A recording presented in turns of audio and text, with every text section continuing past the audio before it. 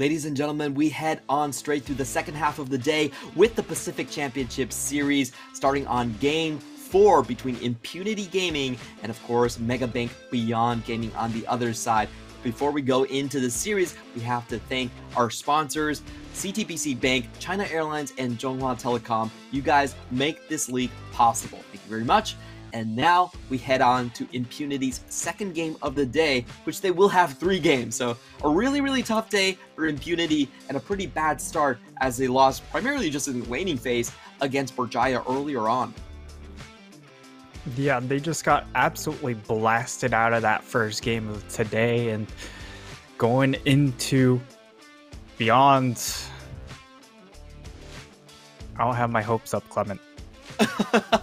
I could read your face. That was definitely a yikes of an expression.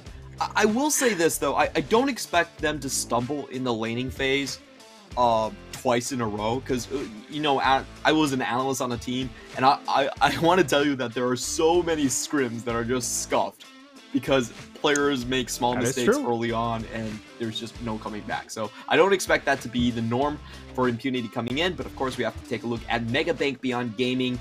Their roster today, they've been running Liang the entire way, and we should expect some fighters coming out for him and a little bit more Thresh and Aphelios once again from Dago and Kino. I really want to see if Impunity will be the first team to let that Draven open. Yeah, it feels like there's just so much to deal with in that bottom lane. You don't want to give away for Dago to snowball, but you only have 3 bans.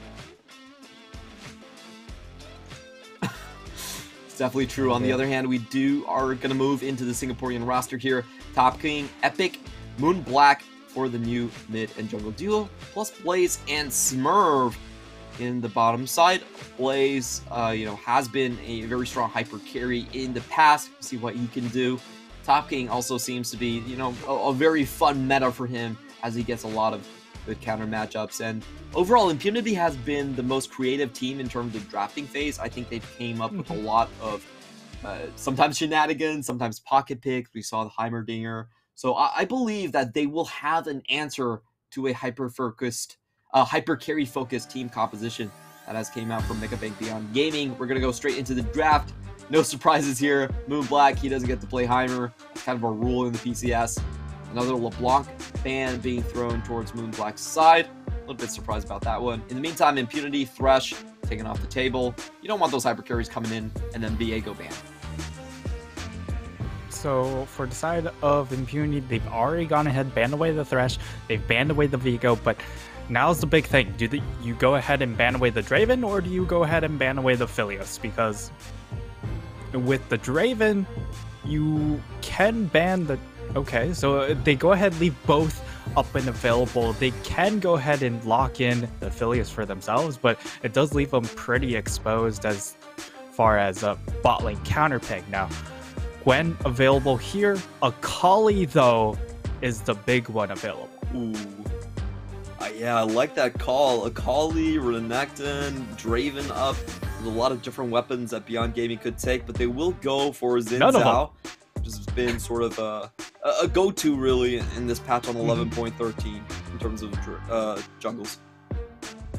Yeah, and it's really, I would say, a very Epic-esque champion as well. So they go ahead, take it away from Epic to really try and slow him down, perhaps. And Impunity, they go ahead, lock in the Lee Sin and the Leona. So for Beyond, I would assume that you go ahead, lock in the Gwen for yourself. Maoen, not really the Kali player, but they go ahead and lock it in anyway. So I like this top half of the map when it comes to draft. It's just a matter of how well is their execution around these picks. Not gonna lie, but that's a sick draft coming out from Beyond Gaming. S tier to S tier to S tier on their side. Impunity, they better have a composition they really want to play here, or else it just looks like, in terms of the raw power level, they are getting outdrafted a little bit here. They will go for the Sylas, a pretty standard answer into the Akali. It's definitely a skill matchup where you can flip if you get ahead. Now we go into the ban phase. Maybe this is where the Draven comes out. All of the Taiwan representatives have been banning out the Draven And I think Impunity probably doesn't scrim beyond gaming as much. That would be my guess. And I do want to see that Draven. Draven is such a fun champion to watch. Draven is such an unfun champion to play against if you're an AD carry, and it does look like they're leaving it open, Clement. So my body is ready. Mine too. I'm not sure my mind is, but my body definitely willing to embrace Draven here. As we see the Jace being taken away, there are still quite a few Gwen counters up. Set is there, you know, Wukong is there, Jax is there, which is something I wouldn't be too surprised if Top King actually does pick up. But it could just be the Lee Sin as well. So we'll have to find out what they draft here. Definitely still missing an AD carry. Ezreal Don't go Ezreal. Don't go Ezreal. Oh, if he goes Ezreal, Draven baby. League yeah. Draven. Okay. That's smart. That's smart. Yeah, if they went ahead and locked in AD carry, that would definitely just hard expose them to just the Draven pick very easily. And even now, like, Doggo could definitely just go and blind pick that Draven, given the fact that there aren't too many answers back, unless if they really wanted to go for maybe a Swain Leona bot lane to just go full kill threat. But I can't imagine that being picked here, as it will be, interestingly enough, a Braum pick. So bringing in a lot of level 1 pressure if they want to go for an early invade, because you do have Xin and you do have Braum, probably one of the strongest early champions in the game, and it's a Caitlyn hover at the moment, and well, it's very Doggo focused here if it does end up being locked in. It will switch to the Jinx at the very, very last second. I would not have mind to see that Caitlyn, a bit of a slow champion, and not really that snowbally. It would have been a good insurance pick. With the Jinx, I think they have a little bit more kill threat instead. On Impunity side, could go for the Kai'Sa, could rush forward, but I almost feel like I would prefer something a little bit safer, given that Akali and Gwen. It just seems like it's such a hard draft for plays to actually survive through. It will be the Ezreal at the very end. This has kind of be Impunity's go-to. And we have two sides of the draft right now. Talk me through the win conditions here. Yeah, for Impunity, it's about standing tall in these lanes. They have to be able to keep up with the Gwen, Akali in these lanes to get to that first team fight. I think they have a pretty strong first team fight, of course, with Renekton. That's one of his strengths as a champion. And as the Ezreal is going to spike just an item earlier and slightly cheaper build-wise, that's going to be your timing window, because afterwards, then it's really all about this Gwen, Akali, Jinx fully taking over the map. So I think this is a very tall order for Impunity, but they have a window to work around. It's not impossible. The damage potential, like you said, on the left side of the draft seems far, far superior to what you have on the right side. They could definitely, there's multiple members that can wipe your entire team. So it feels like you have to kind of end the game before all of their champions get going, or it's going to be next to impossible. On the other side, you know, I think Impunity, this is going to be a bit of a challenge. I don't think we've seen a very strong tempo performance from them where they just control the game from start to finish. But if they wanted a draft to do so, this would definitely be it. Now, we have seen Epic do great things on Lee Sin. Yeah, they have a lot of just brute force power, right? They have Renekton, they have Lee Sin, they have Leona, and they have Sylas. Like, that's about as aggro of a composition you can get in this current meta. So we'll have to look for them to be really aggressive, especially when it comes to try and set up for perhaps a dive in one of these lanes. And really the only target that you're looking for, well, will most likely be bot side that they look for a dive. Welcome to Trying to focus on that Jinx before she can get her items complete. We are going to head on to the Rift right away, and so far it looks like no shenanigans on either side. Not going to try to use that Winter's Bite or concussive blows to get some leads here. Just going to make sure that no one gets an invade in. And we see a pretty standard start from both sides. Husha looks like he can't stop himself, is going to go directly into the jungle drop. I think he fake drops the ward. Does he actually? Yeah, he actually does get the ward inside, not a fake, a real thing. And taking a look at his itemizations here, we are seeing, both of these junglers going for a little bit of scaling magical footwork. Coming down right here, and I think pretty standard across the board, nothing too special. 7 conquerors in this game really shows you the state of that rune there, right then and there. Well, if you are looking to fight, Conquerors helps you fight. Now I'm going to go in for a cheeky level 1 trade, but Top King dodges out just in time. And we do have Moonblack starting early and aggressive onto Maoan. Well, neither of these champions particularly strong in the early levels, but it really just depends on who can land more of that poke in. Yeah, and this is a really interesting matchup because if you look at these player identities, I would definitely say both of these champions don't really fit player identities, right? And like Moonblack's all about those really weird oddball picks, and for Maoan, it's more about those standard control mages rather than something like an Akali. So I'm very excited to see as the game progresses, how do they perform on these more standard yet non-standard for these player identity picks. Both of these champions are being debuted for these players. In terms of this split, good dodge out by Maoan, gets around the second E and doesn't get stunned up. We have seen Silas been able to get solo kills around level 3, a lot of burst damage, especially with that Petrocite burst being chained inside. But Maoan does have great footwork and dodges out on that one. In the meantime, Doggo on the Jinx. No surprises here, getting a little bit of that push early on. Both of the junglers heading towards the top side. We're talking King does have a lead here and a full rage bar. This could get hairy really soon. Top King goes in for the trade. Mist is popped. He does get the W, holds it on very late, and gets the raw solo kill. In the meantime, Maoan gets one back. Solo lanes firing all across the place. It's a double 1-for-1 trade in these solo lanes, and now Huxia, he wants a little bit more as well. It's Epic. He's going to start out this Scuttle Crab, and because of that teleport coming in from Moonblack, it will be Impunity being able to secure that. And he just goes a little bit too far. He comes under tower and doesn't land that extra damage. That means he's going to be the one to fall, and it's just the smallest of margins as well. If he lands that CC, he wins that fight. But that's a great outplay coming again from Maoan, dodging out on the abduct. Moonblack is Everyone's low, here. But Maoan might just die here. Finally, the flash comes in from Top King, and he's going to get the 2 kills for Impunity down on the line. Really well done to back that 2v2 up.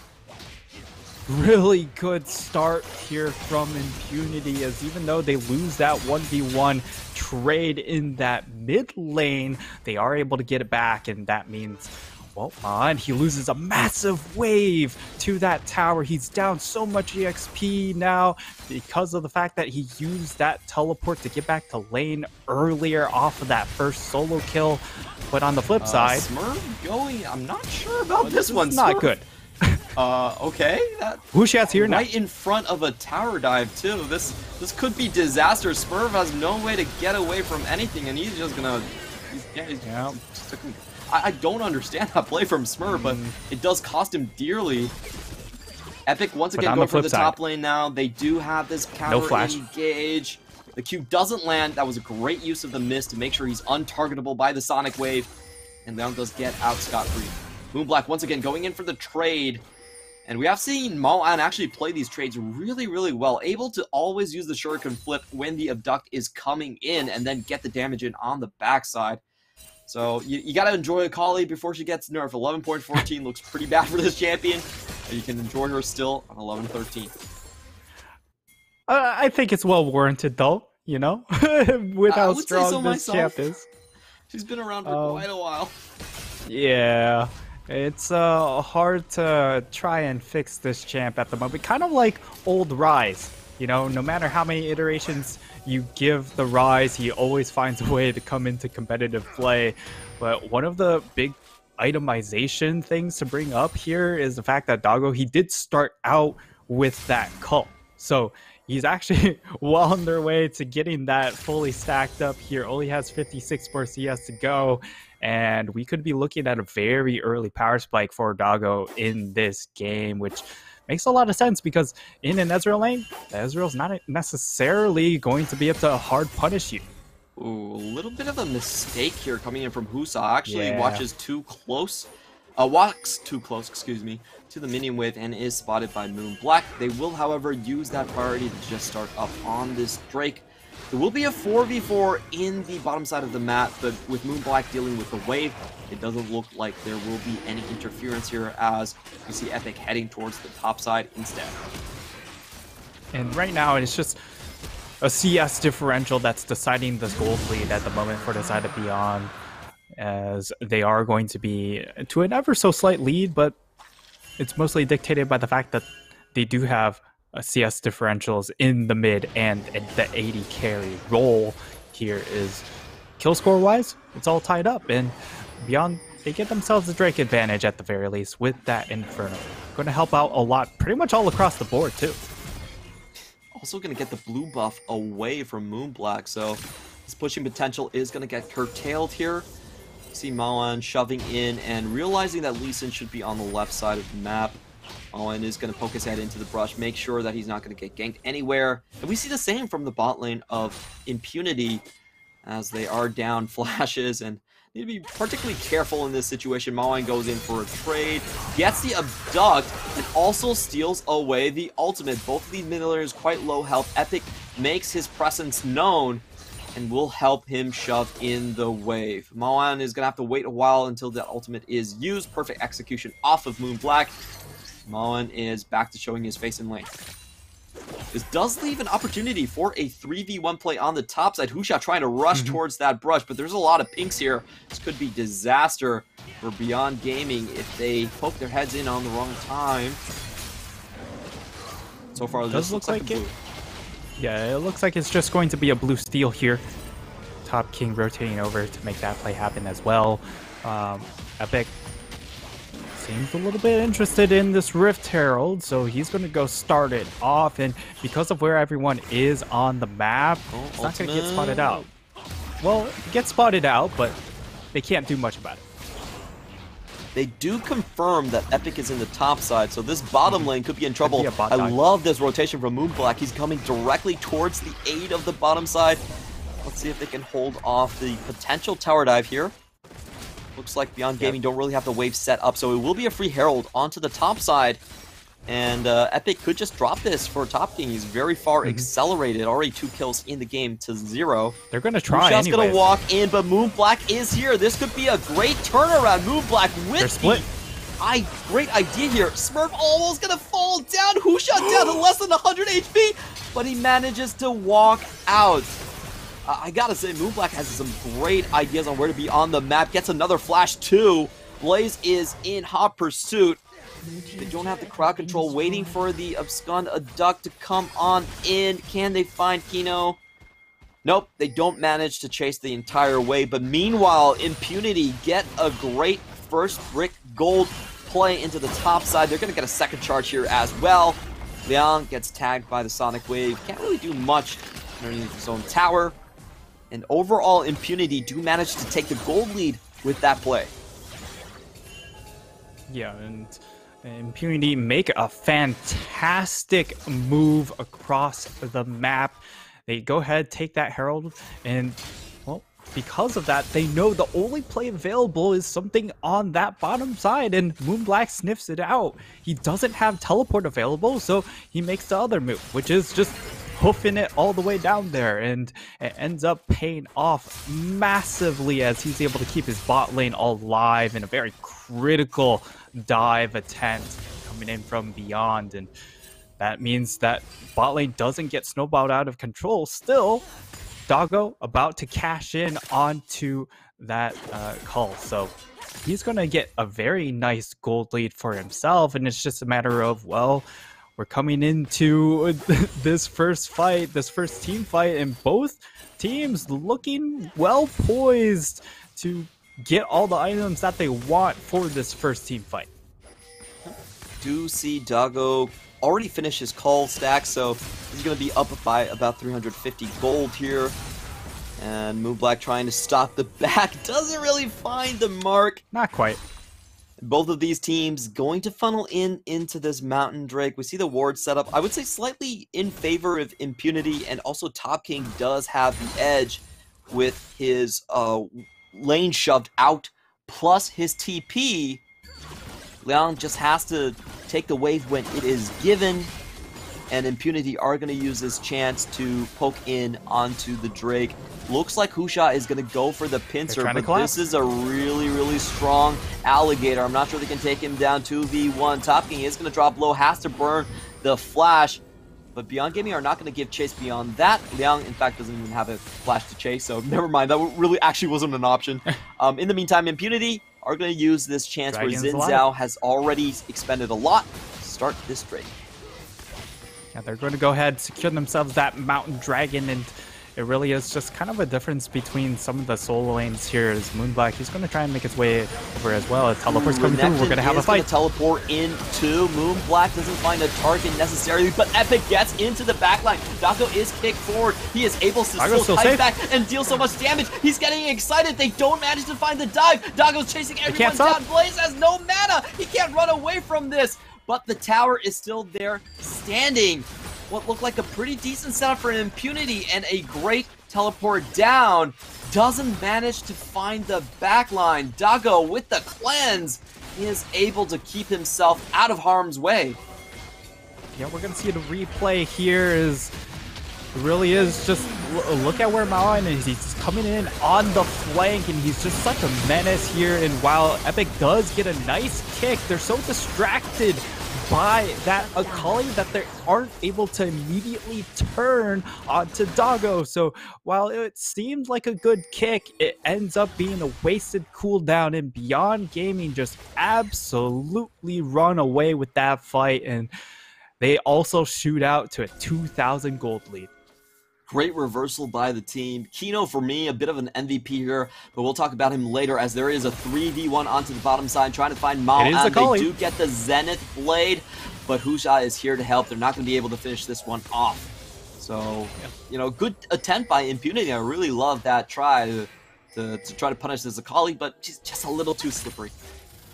Yeah, and it's so hard to punish these solo lanes too, right? Because you can try and lock down at Akali, but she has so many dashes and also that Shroud. And if you look at the other side, well, you can try and lock down a Gwen, but she has something known as the Mist, which gets her out of dodge in 90% of cases as long as she has that cooldown available. So these solo lanes are so hard to lock down, which means the only lane that you can possibly target is Doggo. And unfortunately for them, they also have to deal with the Braum trying to disengage for that Jinx. Kino was huge in keeping Doggo alive in the last team fight. Able to use the Unbreakable. Blaze basically does no damage. And you can see Doggo with the red buff just willing to chase very far up. Dodges out on the Solar Flare. Still gets stunned up. Do they have the damage? Q2 comes in and they do find Doggo. Well done. Husha on the other side. Oh, a great Dragon's Rage to disengage. And the TP comes down from Maoan, but he's not in a particularly good place. Instantly snipes off Moonblack though. Moonblack definitely overstays his welcome. He's going to go straight into the backline, try to find Blaze, gets the double kill. And we ask, can Maoan play Akali? The answer is a definite yes, as Beyond Gaming get 2 kills back for themselves, plus the map control. He ends up going down at the end, but he gets 2 for himself. And for the side of Impunity, that is the only pick, again, that they can try and find. It is just overinvest, try and lock down this Jinx. And because Jinx doesn't have that cleanse up and available, she is a vulnerable target. So they go in, able to find the lockdown, and it took a lot of effort, but they were able to finally finish off that kill. Unfortunately, a little bit too far up. That means Maoan comes in with teleport, finds that first kill onto Moonblack, still has the ult available, able to cash it in onto a second. Does exchange his life, but you'll definitely take that trade because of how easily snowballable this Akali pick is. Yeah, her getting 2 kills is really going to change the game. Liang finding another on the top side. Top Game popped its Dominus, but still could not survive against Husha, Kino, and Liang chasing him down. Not sure what happened there, but seems like Top King just kind of face checked and died. So Beyond Gaming are going to have an open mid lane to chow down on. There's going to be a lot of extra tower gold going over to their side, and they're already about 3,000 gold ahead. Doggo extremely accelerated. They finally got the big shutdown last time, and Epic is coming in for the engage. Moon Black goes in, but they don't find Doggo just yet. Doggo able to unload in the back line, gets the kill. Crescent Guard keeps him so damn safe, and Kino is chasing for the concussive blow. Great Dragon's Rage manages to disengage, but Epic is still slowed down. Can he actually get out of this one? His entire team is here to help him. He flashes, he dodges, he waves around, and finally does make it out, but unfortunate for the back line. They did have to keep Smurf and sacrifice him to Mega Bank Beyond Gaming, as the bank always gets its share. I guess not the Iron Bank, but the Mega Bank always gets its due. And Impunity, they feel the timer ticking. And as far as the timer goes, they're really just past their prime at this moment, because the Renekton has really slowed down in his scaling. He's hit pretty much his peak. Moon Black as well. Like, he still hasn't gotten his mythic here, as we're going to see a replay. Don't actually know what the... Oh, this is him dying to Liang right here. He pops his ult, but just too much damage at this point in time from Liang, and he just absolutely gets obliterated. Banished to the Shadow Realm right then and there, and yeah, it's just a little bit too far gone here, I feel, for the side of Impunity. It's going to take a lot of effort for them to get back into the game, and it pretty much requires perfect play coming in from Blaze. These engages haven't been bad from Impunity at all, but unfortunately the Crescent Guard is such a good defensive tool, and Doggo's also running Cleanse. So a lot of these attempts, they're very close to hitting their mark, but they really need perfect execution, especially the Solar Flare almost needs to land 100% right off the bat in order to get Doggo at this point. So the level of execution needed from Impunity, I think, is just so high. I almost can't see it really happening, and at this point it seems, you know, unfortunately very difficult to see how Impunity can come back in this game. Like you mentioned, expiration date, the clock is ticking for them. Yeah, and the big problem is they need 2 fights really to kill Doggo. They need that first one to burn the cleanse, and then in the second one, that's the one that they can win the team fight. And now, because Doggo does have that cleanse, the other issue is, like, what else does he cleanse? He only has to really cleanse that Leona ultimate, but now they're going to try and class for Liang. This is a great play by Top Game. He starts the emote spam, forces Liang to return with the emote spam of his own. What is this healing? Wait a minute, is that gonna... Oh my god, I thought it was a foregone conclusion, but Liang nearly gets something back, and that's gonna mean Beyond Gaming can actually just open up on the rest of the map, because the rest of the members from Impunity are low HP. That was a smart play. That was a good play, but it was against a Gwen. Yeah, that was a very good kind of taunt bait sort of play, but Gwen is just so busted, and you saw it showcased right then and there. 1v3, almost healed up. Like, the amount of healing that Gwen healed up is absurd, and the big thing is Impunity, after seeing that fight, still haven't built any heal reduction, and you definitely need it against, well, I mean, everyone has Conquer in this game, so pretty much everyone should be looking towards trying to perhaps build Executioners or some sort of heal cut to slow some of this healing down. Definitely needed. This is why Gwen is so powerful. In her passive, she gets 70% of post-mitigation heal. Of course, it is capped by level, but you also add on top of the Riftmaker, you add that on top of the Conqueror. It's just so overwhelming, and Top King does get spotted out right here. Neither side willing to full-on make this engage happen. They're really just looking at the top lane. True. Playing a little bit timid right here, but they are going to start the Baron. However, this isn't a very good ward clear, and Beyond Gaming are going to get spotted out. This might be Impunity's chance to get back into the game. They haven't revealed that they know about this, but they are gathering, taking their time. Mawan trying to play interference here. Moonblack trying to get that solo kill. They do have the teleport coming in. They're going to focus up on Liang, but Liang is unkillable while he's in the mist. And Dago joins the fight from over the wall. They're going to get the first kills down. Moonblack already dead into the backline. And Kali actually gets stunned up and just killed, but the chase continues. And that's Dago getting excited with 3 kills off the back end. PSG flash, and the game is won off of Dago's triple kill and the ace. That's a triple kill and very clean ace here coming in for Beyond Gaming, as they're going to be able to break this inhib, and with that timers they should at least be able to get one. I don't think they can end the game by any means, just because it is still 21 minutes into the game. But now here comes the teleport coming in from Moonblack. I don't know if this is the angle though. Moonblack doesn't get to find any of the backline, so when faced with Husha, he decides to just back out instead. Yeah, that is a bit of a wasted teleport, but I can't fault him from trying. Sorry, I got way too ahead of myself. The game felt so fast that it must have been close, but it's only 21 minutes. I'm so surprised that the game time is only 21 minutes, and we're getting this level of Jinx play coming out from Dago. Yeah, and it really just comes down to the fact that because it's only 21 minutes into the game, that's why Impunity are a little bit slow to the Baron, because they know there's not quite enough damage, but they overextend just a little bit, and what do you know? Beyond Gaming, they just immediately pull the trigger in Dago. Yes, there's so many threats with the Gwen, with the Kali, because they're so far ahead.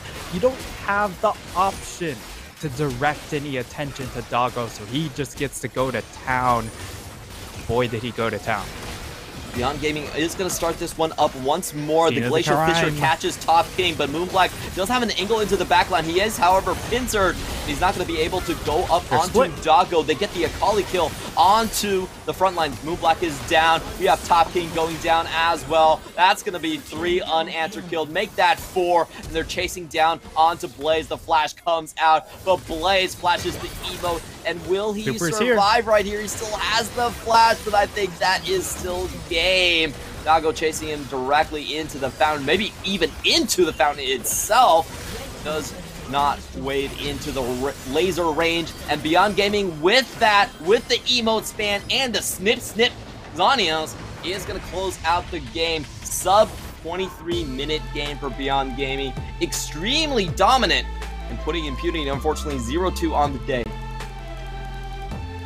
And Beyond Mega Bank Beyond Gaming with an absolute clinical performance. And I mean, this is kind of what we expected as well, given the fact that Beyond Gaming, they were able to just dominate their previous game today in such a dominating fashion against Berjaya, who also ran a bit of a clinic against Impunity. So, you know, transitive property means that Beyond Gaming is just going to wipe the floor with Impunity.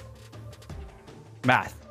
Oh, I thought you were gonna go like Berjaya wipes someone, but then I thought you might be going for the Circle of Suck too, but you know, the Circle of Suck doesn't happen in the PCS. Our great teams are too good for that. But I feel like this game was, again, we're seeing Beyond Gaming just run away with bot lanes over and over and over again. They seem to have leveled up to the point where they are really contesting PSG in terms of the ability and the setup for those bot lane tower dives. That just is the juggler play. That's the most valuable play that you can have on the map early on, and Beyond Gaming are going to go for the kill every single time. Yeah, and right now, like, the meta is about the top half of the map, but our top 2 teams have a very clear strength above all the other teams, and that is just that bot gap. You have Unified Kaiwing on one hand for PSG, and then you have Dago and Kino on the other hand for Beyond. So it really just comes down to how do the rest of the teams figure out a way to force these bot lanes out of their comfort zone, or try and neutralize them to give yourself a chance to even play the game against these 2 teams. And what's so crazy about this is that Dago's doing this on hyperscalers. We saw Impunity ban out Varus, they banned out Kalista, and Dago still pushed them in and had his way with the bottom lane. Even built the Cull first, which is kind of crazy to think how far ahead that lane actually was. in terms of this result. So Doggo, after MSI, really playing on another level, hitting some high notes that we didn't know that he could reach. We'll take a look at the gold graph right here. Impunity actually able to get a very strong win at the start of the game. Top King really played his heart out with that 2-0. But when it transitioned into the boss side and into the team fights, Doggo was just unstoppable. Yeah, they weren't able to transition that early Renekton lead into something much more tangible. And part of the reason why, while Moonblack had the rotational plays, the issue was, like, he's a Silas, he needs gold, and the big thing was, with each of those plays, he sacrificed way too much gold and EXP to actually be relevant later on in the game. Yeah, Beyond Gaming, Megabank Beyond Gaming getting their MVP on Maoan, his debut on Akali, and it went swimmingly well.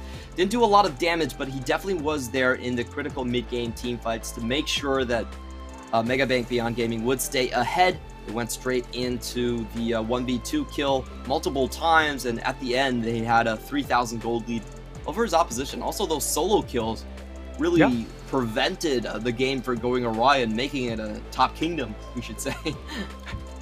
Yeah, and I'm a little bit concerned here for Impunity because now we've seen multiple times Moonblack going down in the 1v1 in mid lane without any jungle intervention, and that's definitely concerning because you need these soul lanes to be stable when so much of the game revolves around the volatility of these solo lanes. And if you're constantly playing from behind in these situations, it really allows your side lanes to just fall apart as well because they don't have the reliability of then having your mid lanes come in support. All I've got to say is free Heimer, free Moonblack. Yeah. But that's going to be it for game number 4 on the day. Don't go anywhere. We're going to come back with J Team versus Alpha Esports up next.